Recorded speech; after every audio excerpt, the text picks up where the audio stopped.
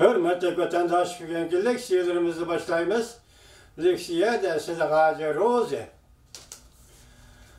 Washington'da sözleyimiz.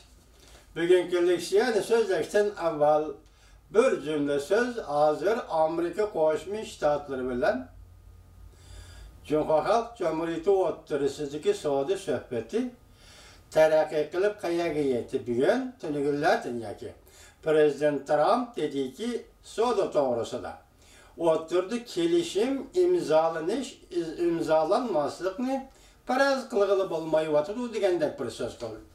Bugun shularni davr qilgan holda Amerika Jungo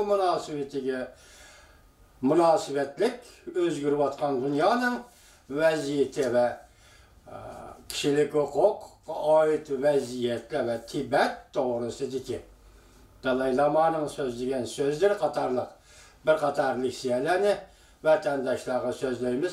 Birinchi mavzumizda Prezident Trump Jungo bilan savdo kelishimi imzolashni faraz qilg'ili bo'lmaydi dedi. Mavzuda xabar 4-ayning 6-kuni Amerika ovozidan Xitoy tili programmasi e'lon qilindi. Xabar bunday boshlanadi. Amerika Qo'shma Shtatlarining prezidenti Trump haftaning 5-kuni bunday ko'rsatdi. Gerçi Jungo bilan elib berilayotgan suhbatimiz o'ng'ishli bo'lsin-mu, lekin kelishim imzolashni faraz qilg'ili bo'lmaydi. Prezident Trump Oqsaroyda muxbirlarga yuqoridagi bayonot e'lon qildi. Navbatda Washingtonda jiddiy bir maydon savdo suhbati o'tkazildi. Eng oxirgi masalalarni suhbatlashib hal qilib, bir necha oy davom qilgan savdo urushini oxirlashtirmoqchi bo'ldi. Jungo bilan o'tkazilayotgan savdo suhbati to'g'risida savol qo'yilganda Prezident Trump bunday ko'rsatdi. Jungo bilan savdo suhbati qurib, zo'r natijaga erishdik. Bizning nihoyat yaxshi munosabatimiz bor. Biz suhbatning natijasiga erishalaymiz. Kelishim imzolay olamdik yo'q. Men buni faraz qila olmayman. Lekin suhbat jarayonidagi munosabatlarimiz yaxshi. Biz rostla Amerika uchun eng qiyin bo'lgan ikki masala to'g'risida suhbatlashdik. Natija qozondik. Prezident Trump bunday ko'rsatdi. Jungo tushunishi kerakki, sen bilishing kerakki, Jungo 30 yildan beri bizden ayon aldı. Yani Jungo Amerika Qo'shma Shtatlaridan foyda oldi. Biz bunda qilaversak bo'lmaydi. Men bunga yana toqat qilib tura olmayman. Endilikda yangi mavzu. Davlat ishlar kotib Mike Pompeo Jungoda aqliy mulkni o'g'irlash, savdo suhbatiga to'sqinlik qilyapti deb ko'rsatdi. Mavzuli xabar 4-ayning 6-kuni Amerika ovozidan Xitoy tili programmasi e'lon qilindi.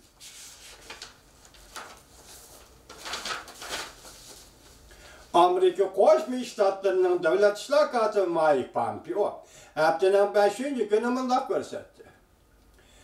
Jungoning aqliy mulkni o'g'irlash harakatlari savdo suhbatiga xiris paydo qilyapti.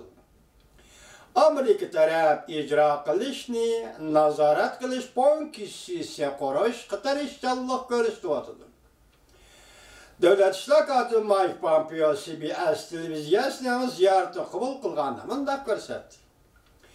Yaqinda bir nafar kompyuterga virus qochalagan Jungoluk ayol Mar-a-Lago bog'chisiga kirdi. Bu bog'chi Prezident Trumpning bog'chisi Florida shtatidagi ko'l bo'yidagi bog'cha oromgoh edi.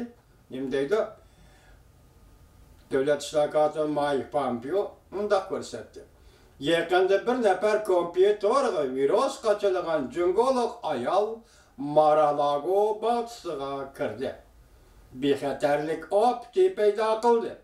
Bu ish Amerikalikqa shuni aytib berdiki, Jungo paydo qilayotgan tahdid balki ularning Amerika bu davlatning ichida ko'rsatayotgan tirishchanliklari Amerika əməldarlarına emas, yoki Amerika əməldarlarına qaratilgan emas, balki doirasi intayin katta. Devlet İşler Katibi Mike Pompeo'nun nutqu. Endi xabarni davomlashtiraylik. Devlet İşler Katibi Mike Pompeo mundaq ko'rsatdi. Bu suratga berilgan to'xtalib, bu xabarga berilgan surat Prezident Trumpning surati. Suratli xabar. Suratning sol tarafiga mundaq yozilgan. Prezident Trump suratning sol tarafiga mundaq yozilgan. Prezident Trump mundaq ko'rsatdi. Jungo belki Mar-a-Lago deniz boyu balıkçıda casusluk faaliyeti elip verişi mümkün. Jungo belki orada da Mar-a-Lago deniz boyu balıkçıda casusluk faaliyeti elip veriş mümkün. Suratının 10 tarafı gezilgan xat. Endi haberini davamlaştıraylı. Devlet İşler Katibi Mike Pompeo mundaq ko'rsatdi. Däl hazır Amerika Jungo söhbetide bu tehdit muhakeme kılanawatıdır. Devlet İşler Katibi mundaq ko'rsatdi. Aqli mülkni o'g'irlash Jungo uchun aytganda nati yuqori miqdorda bir necha 100 milliard dollardan so'disidir. Devlet İşler Katibi Mike Pompeo mundaq ko'rsatdi. Aqli mülkni o'g'irlash Jungo uchun aytganda nati yuqori miqdorda bir necha 100 milliard dollarning so'disidir. Alaşar onu. Başqani qo'yib turayli. Soda qizil raqamini, ta'tir farqini qo'yib turayli. Faqat aqli mülkni o'g'irlash orqali Jungo Amerikadan elayotgan dollar yoki Jungo Amerikaga selayotgan ziyon o bir necha 100 milliard dollarning so'disidir. Alaşar. Şama Prezident Trump hükümeti qattiq zarba berishga iroda bog'ladi deb ta'kidladi Devlet İşler Katibi Mike Pompeo. Amerika Jungo mushu haftada Washingtonda bir meydan savdo suhbati o'tkazdi. Amerika Qo'shma Shtatlarining prezidenti Trump payshanba kuni, yani 4-oyning 4-kuni mundaq ko'rsatdi. U mundaq hisobladi. Intayin yaxshi fursat. Jungo bilan kelishim imzolaymiz. Suhbat yaxshi fursat. Tayyorlangan vaqt yaxshi fursat. Boshlangan vaqt yaxshi fursat. Men shuni tahlil qildim-ku. Shunga dediki Prezident Trump nima deydi? Biz Jungo bilan cho'qim kelishim imzolaymiz. 2 kundan beri bu o'rindig'im pastlab ketyapti.